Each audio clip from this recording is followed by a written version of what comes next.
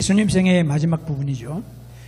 근데 이 부활과 나타나심과 승천은 예수님의 십자가의 죽으심과 함께 매우 중요한 의미가 있습니다. 예수님의 죽으심과 함께 예수님의 부활은 교회가 세워진 두 개의 기둥이라고 할 수 있습니다. 예수를 믿는다고 하면서 십자가를 믿지 않으면 예수 믿는 게 아니고, 또 예수를 믿는다고 하면서 예수님의 부활을 믿지 않으면 사실 예수 믿는 것이 아닙니다. 그래서 예수님은 우리로 하여금 부활을 믿게 하시려고 확실한 증거들을 많이 보여주셨습니다. 예수님이 부활하신 후에 40일 동안 세상에 계시면서 승천하시기까지 제자들에게 부활을 증거해 주셨습니다. 자, 우리가 지금까지 살펴본 예수님 생애의 7부분을 기억하실 줄로 압니다. 예수님의 유년 시절, 그리고 예수님의 공생의 시작 30세까지, 그리고 첫 번째 유월절에서 두 번째 유월절, 두 번째 유월절에서 세 번째 유월절, 세 번째 유월절에서 마지막 주간, 예수님의 마지막 유월절에 가까워지는 고난 주간, 그리고 이제 7번째가 예수님의 부활과 나타나심과 승천입니다. 예수님이 근데 이 예수님의 생애의 마지막 부분은 세 가지로 나누죠. 예수님의 부활과 나타나심과 승천인데, 예수님이 이제 금요일 날 십자가에 달려 돌아가시죠. 그래서 금요일 밤부터 유월절이 시작이 됩니다. 그리고 그 해에는 그 유월절이 또 안식일과 겹쳐지게 되었어요. 하나님의 경륜이죠. 놀라운 경륜이죠. 그리고 토요일은 예수님이 임봉된 무덤 가운데 계십니다. 빌라도가 임봉하죠. 그리고 모든 힘을 동원해서 예수님의 부활을 막으려고 했지만 예수님이 부활하시죠. 그래서 예수님의 마지막 7번째 섹션은 우리가 한 14개, 15개의 그런 사건들로 되어져 있는데, 예수님의 부활하신 후에 40일은 예수님의 부활에 대한 증거들입니다. 그래서 부활에 대한 성경의 증거가 일반적으로 말하면 10번 정도 나타나셨다. 혹은 이제 11번, 사도 바울을 포함하면 12번 정도 나타나셨다. 그렇게 이야기하고 있는데, 오늘은 이제 그 내용들을 우리가 초점 맞춰서 살피도록 하겠습니다. 그리고 난 다음에 부활하신 후에 40일 동안 세상에 계시면서 자기를 나타나셨다가 40일 후에 승천하십니다. 그리고 예수님이 승천하신 지 열흘 후에, 부활하신 후에 50일 후에 성령 하나님이 마가의 다락방에 120 성도들에게 충만하게 임하시고 성령의 시대, 교회가 시작되게 되는 것입니다. 자, 140번째 사건, 예수님의 부활하심, 마태복음이 기록을 하고 있습니다. 이 그림은 이제 라파엘이 그린 유명한 그림입니다. 여인들은 이제 예수님이 시신이 어디 장사 지내는지를 보았다 그랬죠. 복음서 끝부분에 이제 그 이야기가 있습니다. 그리고 안식일이 지난 후에 와가지고 예수님의 장례를 위해서 미처 준비하지 못한 이 모든 일들이 급격하게 일어났으니까 향유를 붓고 그렇게 예수님의 장례를 완성 지으려고 생각을 합니다. 그날이 이제 안식후 첫날이죠. 안식후 첫날은 주일을 말합니다. 오늘 주일. 그래서 예수님이 주일 부활하셨다. 우리는 그렇게 확실하게 우리가 또 믿게 되죠. 그래서 사실은 주일을 지킨다고 하는 것은 예수님의 부활을 우리가 지키는, 고백하는 그런 날이죠. 예수님이 3일 동안 무덤에 계시는데 예수님이 그럼 72시간 계셨느냐? 그게 아니에요. 사실 보면 금요일날, 토요일날, 그리고 주일날 아침, 그래서 이게 그렇게 따라서 유대인의 계산법으로 인하면 금요일 저녁이 되기 전에 돌아가셨으니까, 그리고 무덤에 들어가셨으니까 하루, 그 다음에 토요일 안식일은 하루 종일 무덤에 계셨고, 그 다음에 새벽에 이제 예수님이 부활하셨으니까 3일 동안 계셨다 하는 거죠. 근데 마태가 여인들이 도착하기 전에 무덤의 상태를 증거하고 있습니다. 무덤이 어떻게 됐느냐? 무덤을 임봉했다 그랬습니다. 그리고 로마 군인들이 무덤을 지켰다고 했습니다. 그 이유로 설명을 하죠. 제자들이 훔쳐갈까봐 그랬다. 그리고 부활절 아침에 이제 예수님이 부활의 역사가 일어나는데 이 여인들이 거기에 갔을 때에 큰 지진이 일어납니다. 그리고 주의 천사가 그 무덤에 임봉했던 돌을 굴러내고 그 위에 앉습니다. 그 천사의 형상을 이제 설명을 하는데 천사의 형상이 번개 같고 옷이 눈같이 희다. 그렇게 이야기를 증거를 하죠. 그리고 물론 이제 군인들은 이제 대제사장에게 도망을 가죠. 그래서 거기서 이제 보고를 하게 되겠습니다. 자, 성경은 예수님이 어떻게 부활하셨는지 그 과정은 설명하지 않아요. 근데 천사들의 모습과 지키는 군사들의 모습만을 설명을 합니다. 지키는 군사들은 부활하신 예수님을 보지 못했습니다. 부활하신 예수님은요, 오직 믿는 사람들에게만 나타나셨어요. 참 특이하죠. 자, 그래서 예수님이 이제 141번째 사건, 여인들이 빈 무덤으로 찾아갑니다. 이것은 마태, 마가, 누가, 요한이 네 복음서가 다 증거를 합니다. 근데 이 증거가 조금 기록의 차이가 있기 때문에 또 이게 잘 믿지 못하는 사람들, 아니면 틀렸다는 사람들, 이상하다는 그런 사람들이 있는데 우리가 자세하게 읽으면 그 모든 문제들이 문제가 아닌 것을 보게 됩니다. 자, 누가 거기 있었느냐 한번 읽어보죠. 마가복음 16장. 안식일이 지남에 막달라 마리아와 야고보의 어머니 마리아와 또 살로메가 가서 예수께 바르기 위하여 향품을 사다 두었다가. 아멘. 자, 여기 보면 안식일이 지난 다음에 향품을 샀다 그랬어요. 그 안식일이 언제입니까? 금요일 저녁부터 토요일 오후 해질 때까지죠. 그럼 안식일이 끝나요. 그러면 예수님이 부활하실 때까지는 아직 아침이니까 시간이 있죠. 근데 그 시간에 안식일이 끝나자마자 시장에 나가가지고 향품을 준비를 했습니다. 근데 사실 유대인이요, 안식일 끝나면 시장이 열려요. 그리고 이제 또 이제 복잡한 그런 새로운 날이 시작이 되는 거죠. 그래서 예수님께 바르기 위하여 향료를 준비하고 여인들이 찾아가는데 누가 찾아갔느냐? 성경마다 조금 표현이 달라요. 근데 마가복음을 제가 이제 여기 쓴 것은 거기에 이름을 그래도 정확하게 제시를 하고 있습니다. 막달라 마리아가 갔죠. 그 다음에 야고보의 어머니 마리아, 또 살로메가 갔다 그랬어요. 그러면 야고보의 어머니 마리아가 누구냐?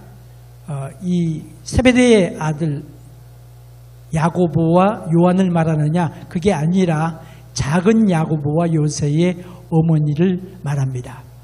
그리고 살로메는 누구예요? 그 세베대의 아내가 되겠죠. 그리고 세베대라고 하는 사람의 이제 라틴 말 이름이 이제 글로바라고 하는 그런 이름이죠. 그래서 이 살로메가 바로 예수님의 이모라 그렇게 말할 수 있겠죠. 그래서 여기 보면은 이제 그래도 마가가 이 명단을 제시하고, 그리고 다른 복음서에는 누가 갔느냐에 대해서 관심이 별로 없어요. 마태복음에서는 28장에서는 마리아와 다른 마리아가 갔다. 또 누가복음에서는 여자들이 갔다. 그러니까 누가 갔느냐가 중요한 것이 아니라 여자들이 부활의 증인이다 하는 게 초점이죠. 요한복음에서는 이제 막달라 마리아가 간 것을 기록을 하고 있습니다. 이게 전혀 여기 상충되거나 모순되는 것이 없음을 보게 됩니다. 자, 142번째 사건, 천사들이 여인들에게 증거를 합니다. 마태, 마가, 누가가 기록을 합니다. 그런데 이 여인들에게 천사들이 증거를 해요. 그래서 이제 또 다른 질문이 있죠. 어떤 성경을 보면 천사다 단수로 이야기를 하고, 또 어떤 성경에 보면 천사들이라고 이야기, 두 천사 그렇게 이야기를 합니다. 근데 두 명이 나타난 것이 분명하죠. 그리고 이제, 그, 포커스가 이제 천사의 숫자가 아니고, 이제 사도 요한은 숫자를 이야기를 했습니다. 왜냐하면 두 천사가 이제 둘이 증인의 숫자잖아요. 그래서 그걸 강조한 거죠. 그래서 천사가 여인들에게 뭐라고 말하냐면 빈 무덤을 보라 그렇게 이야기를 합니다. 그리고 빈 무덤이 예수님의 부활하신 증거임을 보여주고 제자들에게 부활의 소식을 증거하라고 그렇게 말합니다. 자, 마태복음 28장 6절 한번 읽어보겠습니다. 그가 여기 계시지 아니하고 그의 말씀하신 대로 살아나셨느니라. 와서 그의 누우셨던 곳을 보라. 또 빨리 가서 그의 제자들에게 이르되 그가 죽은 자 가운데서 살아나셨고 너희보다 먼저 갈릴리로 가시나니 거기서 너희가 배우리라 하라. 보라 내가 너희에게 일렀느니라 하시거늘. 아멘. 분명한 메시지를 주셨어요. 메시지가 뭐 예수님 부활하셨다. 그리고 이 빈 무덤을 보라. 이제 그렇게 이야기를 하고 제자들에 가서 증거하라. 그렇게 말씀하셨습니다. 자, 그 말을 듣고 143번 사건, 베드로와 요한이 예수님의 빈 무덤에 달려갑니다. 자, 그러니까 이제 여인들이 이제 떠나고 그리고 아마 막달라 마리아가 먼저 갔는지 그래서 베드로와 요한이 그 이야기를 듣습니다. 그 요한을 듣고 소리를 듣고 그리고 이제 무덤으로 달려가는데 베드로와 요한이 먼저 도착을 하죠. 왜 젊으니까. 근데 들어가지 않고 밖에 있는데 베드로가 안으로 먼저 들어갑니다. 베드로의 그 적극적인 믿음과 삶의 태도를 볼 수 있죠. 근데 정말로 들어갔더니 수위가 객혀져 있어요. 수위가 객혀져 있는데 빈 무덤을 본 거죠. 이들은 빈 무덤을 보았습니다. 우리는 사실 예수님의 죽으심과 부활에 대해서 어렸을 때부터 하도 이야기를 많이 들었기 때문에 믿어지는데 제자들에게는 예수님의 부활이 잘 믿어지지 않았습니다. 예수님이 죽은 사람을 여러 번 살리시는 그런 사건들을 여러 번 그들이 목도했음에도 불구하고 역시 마음속에 의심이 남아있는 거죠. 정말로 부활하셨는가? 그래서 이들이 이제 빈 무덤을 보고 수위를 보았습니다. 수위가 객해져 있었다. 이 수위가 또 이제 아주 재미있는 아이템이에요. 그래서 언젠가 제가 세미나를 했습니다만 또 나중에 적당한 시기에 수위에 대해서 또 한번 또 강의를 하면 재밌을 거예요. 자, 근데 144번째 이제 이것은 뭐냐면 이제 가서 말씀을 베드로와 요한에게 전하고 남자들이 빨리 달려가지고 이제 무덤에 먼저 도착을 했죠. 그리고 이제 막달라 마리아가 뒤쫓아 온 거예요. 뒤쫓아 이제 무덤에 도착을 했어요. 근데 사실 예수님의 나타나심에 막달라 마리아에게 나타나심 넘버 1 그렇게 써놨잖아요. 근데 이걸 순서대로 열거하는 것은 쉽지는 않습니다. 근데 아마 이런 순서가 됐을 거다라고 우리가 성경을 비교해서 읽어보면 우리가 그걸 어느 정도 정리를 할 수가 있어요. 그래서 베드로와 요한이 도착을 했다가 먼저 도착을 했죠. 달리기 잘하니까 빨리 도착했겠죠. 그리고 이제 떠났어요. 떠나고 난 다음에 막달라 마리아가 도착을 했습니다. 그리고 예수님이 그 장례 지냈던 빈 무덤에 들여다보니까 막달라 마리아가 두 천사를 보았습니다. 하나는 머리에, 하나는 예수님의 발 쪽에. 그러니까 예수님의 시신을 누우셨던 그 돌 테이블에 이제 양 옆에 이렇게 양 끝에 앉아 있는 것을 봅니다. 그러면서 물어보죠. 여자여 어찌하여 우느냐? 사람이 내 주를 가져다가 어디 두었는지 알지 못합니다. 그래서 천사인지는 리얼라이즈를 못한 거죠. 그리고 막달라 마리아가 뒤돌아섭니다. 뒤돌아서니까 거기 누가 계시냐면 예수님이 계셨어요. 근데 막달라 마리아가 변화된 모습으로 부활하신 예수님을 금방 알아차리지 못합니다. 그리고 동산직인 줄로 착각을 했어요. 그래서 우리 주님의 시신을 어디로 옮겼습니까? 제가 가져가겠습니다. 라고 이제 동산지기로 보이는 예수님에게 이야기를 하죠. 근데 예수님께서 그때에 마리아야 하고 그의 이름을 부르십니다. 예수님의 부활의 모습이 예수님의 살아생전의 모습과 조금 다르기는 하지만 변형된 모습이니까 부활체를 입으셨으니까. 근데 변하지 않는 게 뭐예요? 예수님의 목소리가 변하지 않은 거죠. 그래서 예수님의 양은 목자의 음성을 듣는다 그랬잖아요. 예수님인 줄 알아봤어요. 그리고 라보니 그렇게 이야기하면 그것은 이제 히브리 말로 선생님이라고 하는 그런 뜻이죠. 그리고 막달라 마리아가 예수님을 이제 붙잡으려고 하니까 예수님께서 요한복음에 이렇게 말씀하십니다. 나를 만지지 말라. 내가 아직 아버지에게 올라가지 못하였느니라. 너는 네 형제들에게 가서, 참 말이 감동스럽죠. 그 실패하고 예수님 배반한 제자들을 보고 네 형제들이라 그렇게 이야기를 하십니다. 가서 이르되 내가 네 아버지 곧 너희 아버지 네 하나님 곧 너희 하나님께로 올라간다 하라 하신대.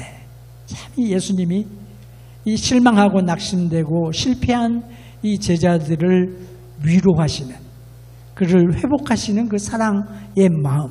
그래서 이제 내 아버지가 바로 너희 아버지다 그 말이죠.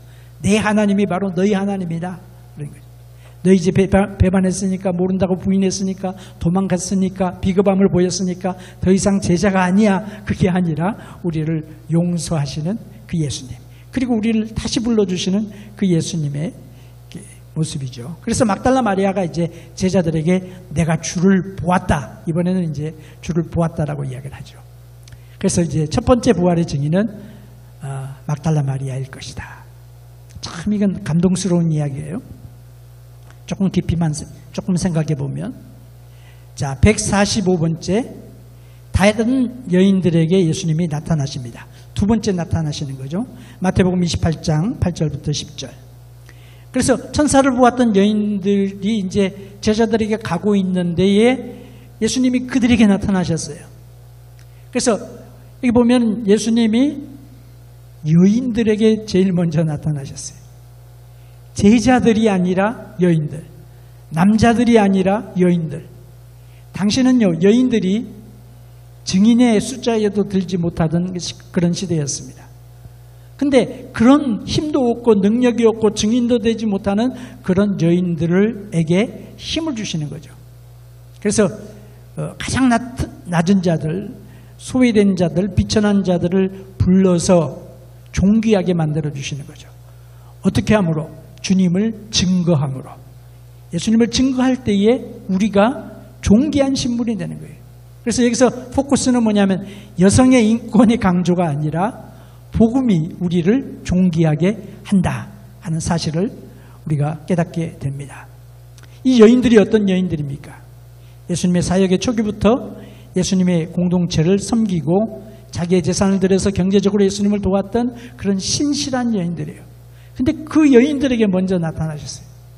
제자들이 볼 때 굉장히 자존심 상할 일이죠. 그러나 예수님이 그렇게 하셨어요. 자, 예수님께서 제자들에게 주시는 메시지를 10절에 또 주십니다. 무서움 말고 가서 내 형제들에게 갈릴리로 가라 하라. 거기서 나를 보리라 하시니라. 그래서 예수님이 갈릴리에서 그들을 만나겠다라고 하는 확실한 약속을 주십니다. 그리고 이제 여인들이 제자들에게 가죠. 이때 이제 그 사이에 무슨 일이 일어나느냐? 대제사장들이 군인에게 뇌물을 줍니다. 그래서 이제 마태복음이 기록될 즈음에 유대인 사이에 유통되는 소문이 뭐였냐면 도적설이었어요. 도난설이었어요. 그래서 이런 소문이 근거가 없다 하는 것을 마태가 유대인들에게 증거하는 것이, 이게 마태복음에만 이 말이 기록되어 있거든요.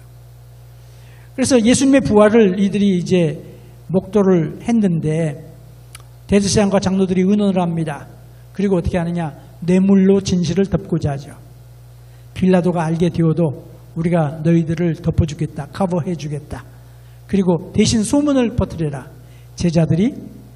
군인들이 잠잘 때에 제자들이 예수님의 시신을 훔쳐갔다라고 하는 도난설이 여기서 나오는데, 이것은 사실은 말이 안 되는 소리죠. 그리고 이것이 바로 오피셜 커버업입니다. 참 이렇게 정치인들이, 종교인들이 타락했어요. 그렇죠?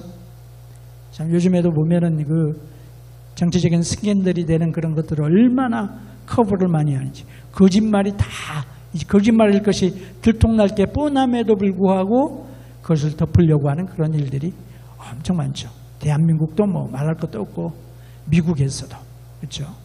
진실을 보고자 하지 않아요.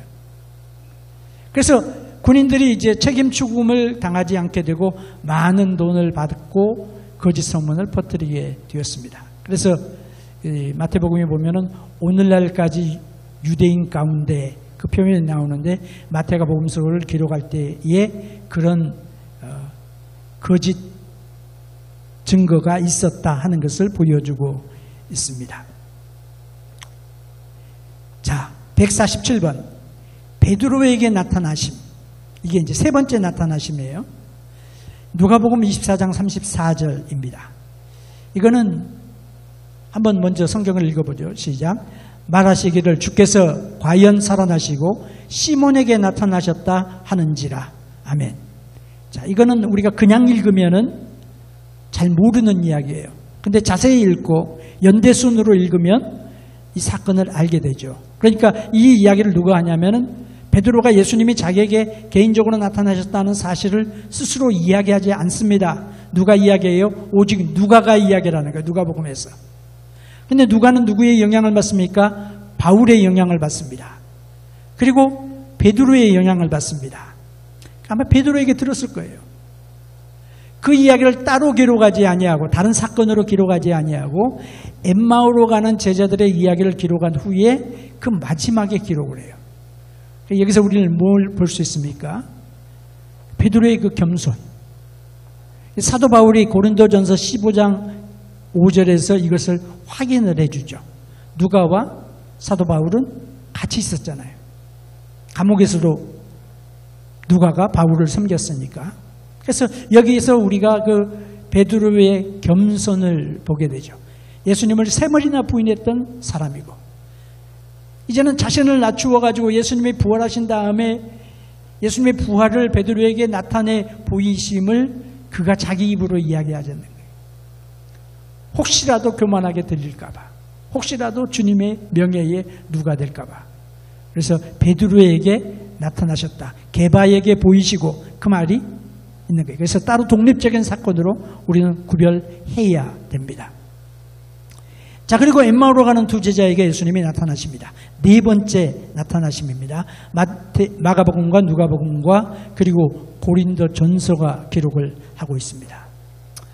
엠마오로 가는 두 제자, 엠마오는 예루살렘 가까운 도시인데 뭐 여기가 엠마오다 그렇게 말하는 그런 지형들도 있습니다만은 정확히 어딘지는 모른다.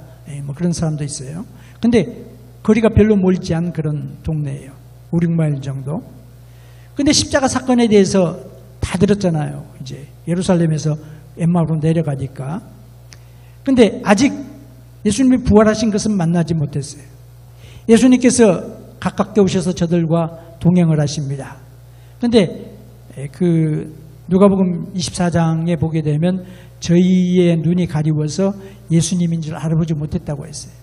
그러니까 우리의 그 본다, 내가 봐야 믿겠다 하는 우리의 그 본 것, 우리의 경험, 우리의 지식 이런 것들이 얼마나 사실은 프레이즈란 것인지를 우리가 볼 수 있죠. 근데 무슨 이야기를 예수님이 하십니까? 글로바가 예루살렘에 살면서 무슨 일이 일어난지 모릅니까? 예수님께 물어보는 거죠. 유대인들은 메시아가 영광스러운 분이라고 생각을 했습니다.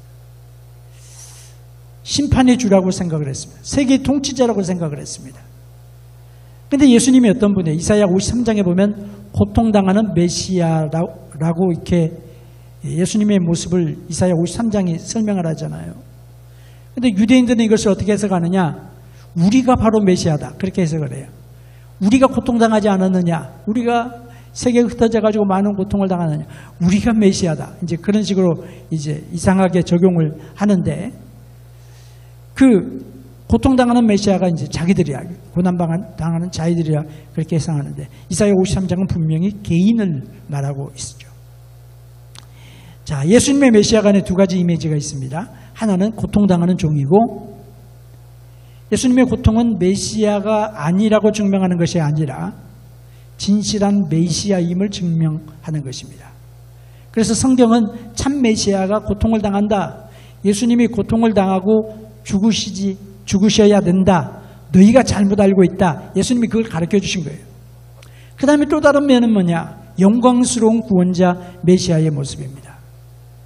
다윗처럼 원수를 물리치고 정복하시는 그런 승리자 메시아죠. 다윗은 이스라엘의 원수들을 물리쳤죠. 예수님은 인류의 원수를 물리치시죠. 우리의 죄 문제를 해결하시고 우리에게 승리를 주십니다. 이것이 예수님의 부활의 적용적인 의미예요. 얼마나 놀라운 이야기. 진리를 증거하시는데 이들이 마음이 이제 뜨거워지는 거죠. 그래서 어둠이 찾아오니까 예수님은 이제 그냥 가시려고 하니까 이들이 이제 자기 목적지에 도착했는데 예수님을 초청해 드립니다. 그리고 함께 미를 나눌 때에 예수님을 이제 알아보는 거죠. 예수님이 이제 갑자기 이제 또 그 자리에서 떠나십니다. 초자연적인 그런 역사가 일이죠. 그래서 이 제자들이 엠마오에서 예루살렘으로 다시 돌아가가지고 예수님의 부활하심을 증거합니다. 아마 이것이 이제 하루에 되어진 일들을 지금 기록하고 있는 이야기로 우리가 생각해 볼 수 있습니다. 149번째 사건, 사도들과 제자들에게 예수님이 나타나십니다. 5번째 나타나심이에요. 근데 이때는 누구냐? 도마가 없을 때에 10 제자들에게 나타나셨어요. 2 제자가 돌아와가지고 증거를 합니다. 그리고 이제 예수님이 부활하셨다라고 이야기를 하는데 그때에 예수님이 그들 가운데 나타나신 거예요. 사람들이 두려워하고 유령인가 뭐 이렇게 이야기를 하는데 예수님이 손과 발을 보이시죠. 함께 식사를 하십니다. 유령이 아니라 하는 것을 증거해 주시죠. 그리고 예수님이 엠마오로 가던 2 제자들이 가르치셨던 그것을 다시 그들에게 가르쳐 주십니다. 그리고 그들을 파송합니다. 요한복음 우리 한번 읽어보겠습니다. 예수께서 또 가라사대 너희에게 평강이 있을지어다 나를 보내신 것 같이 아버지께서 나를 보내신 것 같이 나도 너희를 보내노라. 아멘. 그래서 예수님이 이들에게 평강을 주시고 부활을 확신시켜 주시고 그리고 아버지가 나를 보내셔서 이 사역을 감당하게 한 것처럼 내가 너희를 보낸다. 파송의 명령을 하십니다. 근데 여기에 도마가 없었어요. 자, 그리고 더 놀라운 것은 이 그림은 아마 여성이 그린 것 같아요. 그래서 예수님도 여성 모양, 제자들도 전부 여성 모양인데 어쨌든 뭐 화가의 독특한 그런 어떤 그런 고백이나 그런 것들이 내포되어 있습니다만은 더 놀라운 말씀이 있는데 그건 뭐냐면 22절 말씀. 이 말씀하시고 저희를 향하여 숨을 내쉬며 가라사대 성령을 받으라. 그렇게 말씀합니다. 숨을 내쉬면서 성령을 받으라. 너희가 뉘죄든지 사하면 사하여질 것이요 뉘죄든지 그대로 두면 그대로 있으리라 하시니라. 성령을 받으라 말씀하셨어요. 제자들이 요한의 세례를 받았죠. 회개하고 죄 용서함을 받았습니다. 근데 예수님께서 이제는 성령을 그들에게 주심으로 성령께서 제자들 안에 내주하시고 그들이 성령 안에서 자라갈 수 있도록 역사하심이 시작되는 거죠. 성령의 선물을 받죠. 그리고 성령께서 임하시니까 성화의 생활이 시작되게 되는 것입니다. 오늘 우리는 어떻습니까? 오늘 우리가 예수님을 믿겠다고 결심하고 예수님을 믿는 그 순간, 예수님을 영접하면 우리가 죄 용서함을 받고 예수를 믿을 때에 성령께서 내주하시는 것이 동시에 일어납니다. 그것이 베드로의 증거죠. 사도행전 2장 38절의 말씀이 바로 그겁니다. 2 가지가 동시에 일어나는 거죠. 주님께서 뭐라고 말씀하시냐? 성령을 너에게 주니까 너희가 복음 증거자가 되라. 그렇게 말씀하시고 그러나 성령이 강림할 때까지 기다리라. 성령이 충만한 다음에 성령의 능력으로 교회가 시작이 되고 말씀의 복음 증거가 시작되는 것을 보게 되죠.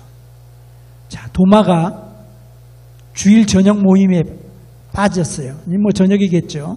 여러 가지 시간상. 그리고 엠마오로 가는 제자가 이미 엠마오에 갔을 때에 저녁이 됐고 어두워졌으니까 다시 돌아왔으니까 틀림없이 저녁이에요. 근데 주일 저녁 모임에 한 번 빠졌는데 도마가 놓친 축복이 얼마나 많아요. 참 이런 것들을 우리가 또 보면서 깨닫게 되죠. 자, 그 다음 150번째 사건, 예수님이 도마에게 나타나십니다. 이게 6번째 나타나심이에요. 마가복음과 요한복음이 증거를 합니다. 이번엔 도마가 있을 때에 나타났어요. 도마가 지난번에 예수님이 나타나셨다는 말씀을 듣고 뭐라고 이야기를 합니까? 아, 난 못 믿겠다. 예수님이 정말로 나타나셨으면 내가 예수님의 손바닥에 있는 못자국에 내 손가락 여보고 예수님의 옆구리에 난 그 창자국에 내 손을 여보고 창자국은 크게 났으니까 손이 들어가겠죠. 그리고 난 다음에 내가 예수를 믿겠다. 이제 그렇게 이야기를 하는데 예수님이 오셔가지고 도마에게 그대로 말씀하시죠. 평안할지어다. 그러면서 말씀하세요. 이 그림은 이제 그 드라마틱하게 그리기 위해서 그랬는데 사실은 성경이 도마가 예수님의 옆구리에 손을 넣어봤다는 말이 없어요. 그러니까 부활하신 예수님의 손바닥에 손 찔러보고 옆구리에 손 넣어보고 믿은 것이 아니라 부활하신 예수님을 만나고 부활의 예수님을 받아들이고 믿게 되는 거죠. 그리고 도마가 고백을 합니다. 28절 한번 읽어보죠. 도마가 대답하여 가로되 나의 주시며 나의 하나님이시니이다. 예수께서 가라사대 너는 나를 본고로 믿느냐? 보지 못하고 믿는 자들은 복되도다 하시니라. 아멘. 자, 도마가 예수님을 나의 주님이십니다. 나의 하나님이십니다. 라고 고백을 하시죠. 예수님이 그 고백을 그대로 받습니다. 자, 예수님의 지상 최대 명령 7번째 예수님이 나타나심. 여기에 대해서는 이제 조금 다른 생각들이 있어요. 그리고 다른 생각들이 틀린 생각도 아니라고 생각을 합니다. 그래서 지상 최대 명령은 예수님이 승천하실 때에 주신 것이다. 뭐 이렇게 말하는 분도 있고. 근데 이제 분명한 것은 갈릴리로 갔을 때에 갈릴리에서 예수님이 이 말씀을 주신 것으로 이렇게 컨텍스트를 보게 되면 그렇게 나와 있습니다. 그래서 갈릴리 한 산에 이들이 모였는데 그 제자들에게 하나님께서 자기에게 하늘과 땅의 모든 권세를 내게 주셨으니 그러므로 너희는 가서 모든 족속으로 제자를 삼아 아버지와 아들과 성령의 이름으로 세례를 주고 내가 분부한 모든 것을 그들에게 가르쳐 지키게 하라. 그런 말씀을 하시죠. 그래서 제자 삼고 가르쳐 지키게 하고 세례 주고 제자 삼고 가르쳐 지키게 하는 것이 우리의 사명으로 그렇게 주님께서 말씀하십니다. 그러면서 내가 세상 끝날까지 너희와 항상 함께 있겠다. 그렇게 약속을 하시죠. 자, 7번째 사건이고 그 다음에 예수님께서 갈릴리 바닷가에서 제자들을 만나십니다. 요한복음이 기록을 하고 있죠. 여러분 설교를 통하여 우리가 말씀을 묵상을 했습니다. 갈릴리에서 이제 나타나셔서 베드로를 회복하시죠. 여기 포커스는 이제 베드로 같아요. 베드로가 예수님을 모른다고 대제사장의 뜰에서 예수님을 3번이나 부인하죠. 그 죄를 회개하고 그것이 회복되죠. 예수님이 그에게 내가 나를 사랑하느냐 물으시고 그리고 목양의 사명을 주십니다. 베드로가 있다가 얘는 어떻게 됩니까? 요한의 장례를 묻죠. 예수님께서 내가 올 때까지 그를 머물게 할지라도 너에게 무슨 상관이냐 그렇게 말씀하셨어요. 그러니까 사람들이 요한은 안 죽을 것이다 그렇게 생각을 하고 그런 루머가 교회에 이제 많이 퍼지게 되었습니다. 요한은 죽지 않을 것이다. 예수님 오실 때까지 살 거다. 그래서 사도 요한이 이제 나이가 많이 들어서 요한복음이 복음서 중에 제일 마지막에 기록이 되거든요. 그런데 거기에서 사실 예수님의 그 말씀은 내가 죽지 않을 것이라는 말씀이 아니고 그 베드로의 사명은 베드로의 사명이고 요한의 사명은 요한의 사명이니까 내가 다른 사람의 사명 가지고 흔들리지 말라. 이제 그런 의미였다라고 하는 사실을 보여주시죠. 그리고 이제 사도 요한이 자기가 이것을 기록했다라고 이야기를 합니다. 그래서 예수님이 사랑하시는 제자인 자기가 이것을 기록했다. 그러면서 25절에 결론으로 요한복음의 마지막 절이 되겠죠. 한번 읽어봅시다. 예수의 행하신 일이 이 외에도 많으니 만일 낱낱이 기록된다면 이 세상에라도 이 기록된 책을 두기에 부족할 줄 아노라. 아멘. 예수님의 행하신 일들이 많이 있는데 다 기록한 것이 아니라 그 중에 일부를 기록했다. 그 중에 중요한 의미를 부여하고 또 주의 복음을 설명할 수 있는 그런 내용들을 기록했다고 하는 것을 다시 증거를 합니다. 그래서 우리가 성경을 어떻게 어떤 자세로 접해야 되는지를 보여주십니다. 그 다음에 500여 성도들에게 나타나십니다.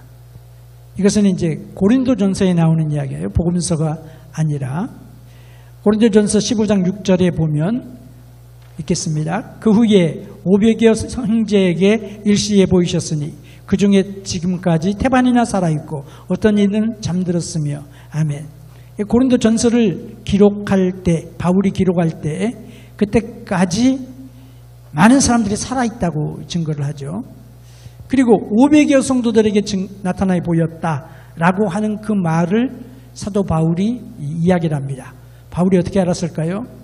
리서치를 통해서 알았겠죠. 사도 바울을 만나고 요한을 만나고 또 뭐 여러 제자들과 함께 교제하면서 그것을 했죠. 그래서 사도 바울의 부활장이 나오죠. 그게 바로 고린도전서 15장입니다. 그래서 이것이 언제냐? 500여 성도들에게 나타나신 것이 어떤 사람들은 갈릴리다, 어떤 사람은 예수님이 승천하실 때다, 뭐 이렇게 그렇게 주장하는 사람들이 있는데 뭐 양쪽 주장도 다 수용할 수 있다 하는 거죠. 그래서 9번째 사건으로 저는 기록을 했습니다.